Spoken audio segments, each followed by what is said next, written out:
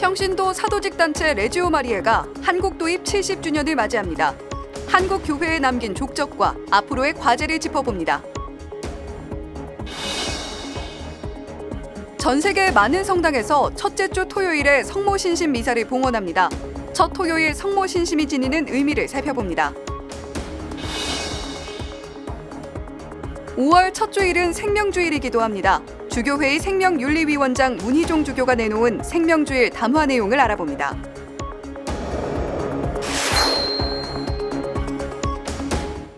시청자 여러분 안녕하십니까? 5월 5일 금요일 CPBC 뉴스입니다. 성모성월하면 가톨릭교회 대표적인 평신도 사도직 단체 레지오 마리에를 빼놓고 얘기할 수가 없죠. 이달 말이면 우리나라에 레지오 마리에가 도입된 지 70주년을 맞습니다. 한국교회 영성의 한 축은 레지오 마리에 영성이라 해도 과언이 아닌데요. 한국 레지오 마리에의 도입과 의미에 대해 김현정 기자가 살펴봅니다. 레지오 마리에는 한국 천주교의 평신도 사도직 단체 중 가장 큰 단체입니다. 레지오 마리에는 6.25 전쟁 중이던 1953년 5월 31일 광주 대교구장 현 하롤드 대주교의 지도로 도입됐습니다. 목포 산정동 본당에 치명자의 모후와 평화의 모후, 경동 본당의 죄인의 의탁 프레시디움으로 시작됐습니다.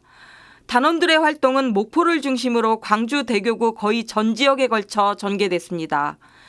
주로 가정 방문을 통한 입교 권면과 공소교리 지도, 냉담교우 방문, 혼인장애 해소 권면, 환자 방문 등 다양한 활동을 수행했습니다. 전쟁의 폐허 위에서 시작한 한국 레지오 마리에의 확장세는 빨랐습니다. 도입 5년 만에 국가평의회인 한국 중재자의 신 마리아 세나투스를 승인받아 전국적인 조직을 완료했을 정도였습니다. 이후에도 레지오 마리에는 활발한 움직임을 보였고 교세의 확장에도 핵심적인 역할을 했습니다. 가톨릭 교회는 조직적인 발판이 마련이 되었고 이제 그것이 계속해서 각 교구로 퍼져나가면서 굉장히 큰 역할을 하게 된 게 사실이고 이제 그것이 또 한국 교회에서 이제 한때는 뭐 가톨릭 신자가 된다는 것은 레지오 단원이 된다는 말이 있을 정도로 1960년대부터 2000년대 중반까지는 레지오 마리의 평의의 시대라고 해도 과언이 아닙니다. 1990년 초반까지만 해도 레지오 마리에의 단원수가 폭발적으로 증가해 20만 명에 육박했고 코로나19 이전까지도 확장세는 계속됐습니다. 그러다 코로나19로 단원수가 급격히 줄어들고 있습니다. 2021년까지만 해도 21만 1169명이던 행동단원이 지난해 말 기준 16만 9,513명으로 20%나 줄었습니다. 여기에 고령화 문제도 맞물려 있습니다.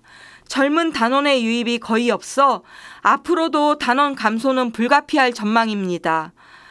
지역으로 갈수록 문제는 더 심각합니다. 한국 최초의 레지오 마리에 프레시디움인 목포 산정동 본당 평화의 모후와 치명자의 모후 프레시디움도 단원들 평균 연령이 70세가 넘습니다.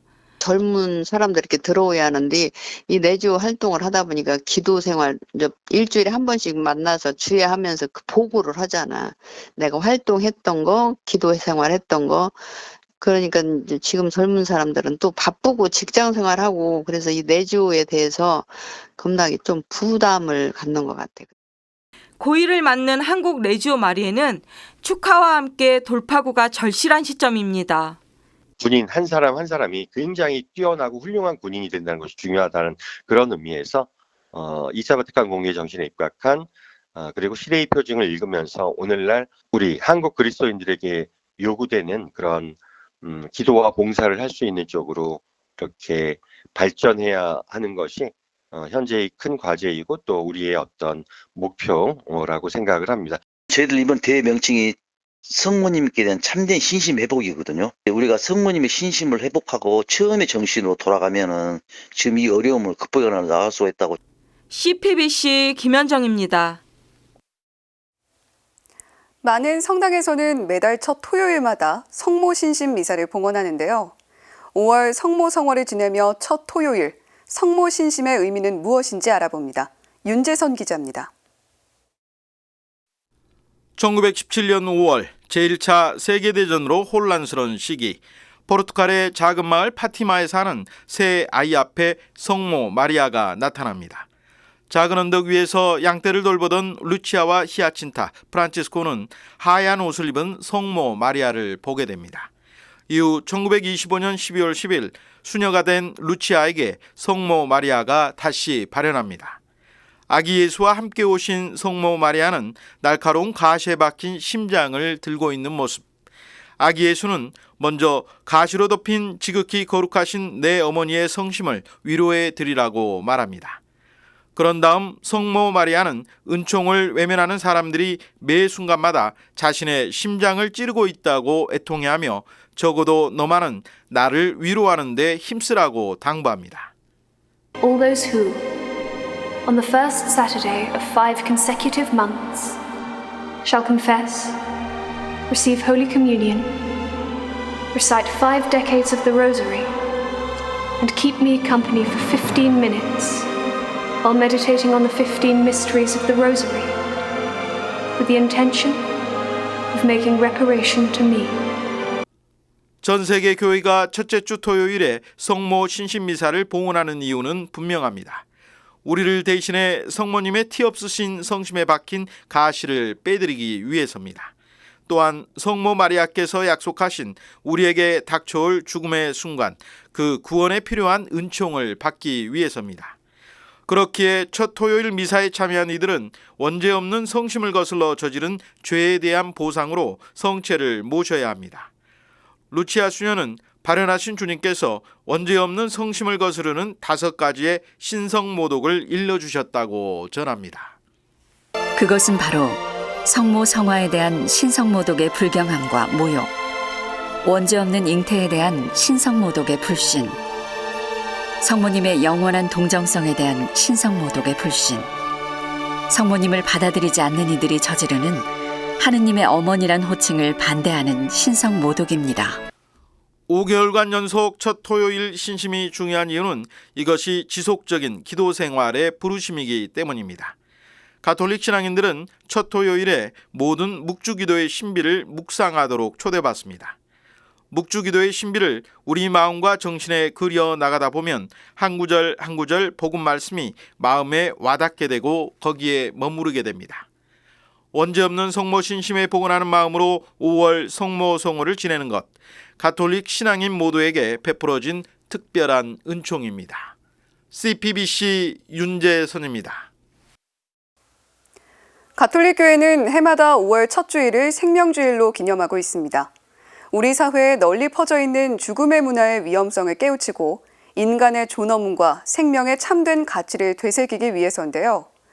5월 7일 생명주일을 맞아 주교회의 생명윤리위원장 문희종 주교가 조력 존엄사법에 대한 우려를 담은 담화를 발표했습니다. 박예슬 기자가 보도합니다. 주교회의 생명윤리위원장 문희종 주교는 생명주일 담화에서 인간 생명의 존엄성이 도전받는 세태를 깊이 우려했습니다. 문 주교는 생애 말기의 윤리적 도전과 생명의 의미라는 제목의 담화에서 의도적으로 자신이나 타인의 생명을 중단하는 안락사는 윤리적으로 결코 허용될 수 없다며 조력 존엄사법을 강력히 반대했습니다. 조력 존엄사법은 2022년 국회에서 발의된 법안입니다.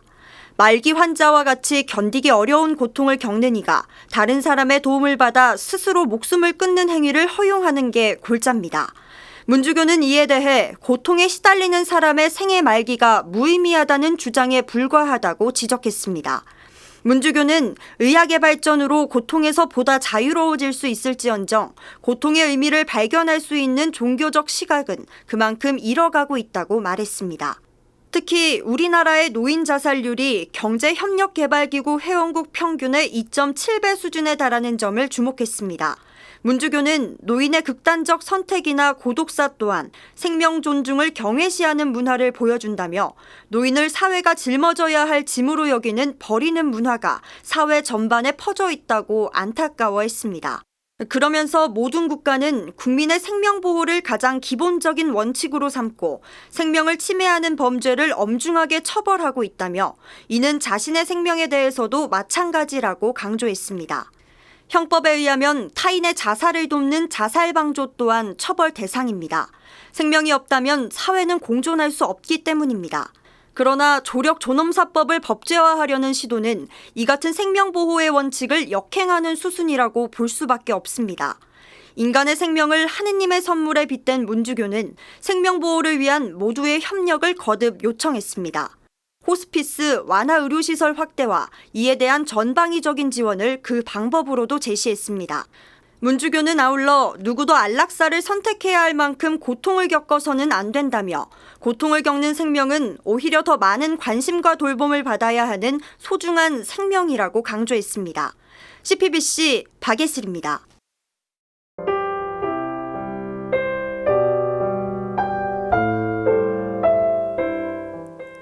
학교 밖 청소년 노동자에 대한 기획보도 이어갑니다. 청소년들을 위해 지자체와 민간단체 등에서는 여러 인턴십 사업을 진행하고 있습니다. 안전하고 정당한 일 경험을 제공함으로써 학교 밖 청소년들의 자립을 돕고 있는 건데요.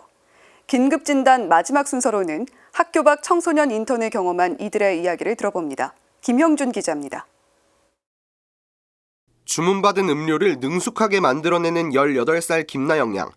일을 처음 해본다고 느껴지지 않을 정도로 능숙합니다. 인도에서 지내다 2017년 귀국한 김 양은 입학 시점을 맞추기 쉽지 않아 학교에 들어가지 못했습니다. 대안학교를 잠시 다니기도 했지만 곧장 입시를 준비하기 위해 학교를 그만뒀습니다. 일단은 사람들이 저한테 뭐 자퇴 여부나 뭐 제가 좀 불량한 학생이거나 무슨 문제를 일으켰다거나 그런 걸 많이 물어봤고요. 그건 약간 조금 속상하긴 하더라고요. 김 양이 일하던 카페는 살레시오회가 운영하는 카페 마인. 살레시오회가 위탁 운영하고 있는 서울시 학교 밖 청소년 지원센터를 통해 인턴십 프로그램에 참여하는 업장이었습니다. 커피를 추출하고 내린다거나 뭐 음료를 제작하거나 뭐 서빙을 한다든지 좀 서비스업에 집중돼서 제가 해왔고요. 또 배운 것들은 주로 바리스타가 하는 일들, 그런 것들을 조금 세세하게. 센터는 인턴십 교육과 일자리 연계는 물론 업장과 함께 학교 밖 청소년들의 멘토가 되어줍니다. 청소년들이 처음 맞닥뜨리는 노동 현장의 고충을 함께 나눠주는 겁니다. 센터 인턴십 프로그램에 참여하는 업장은 연평균 80에서 90여 곳.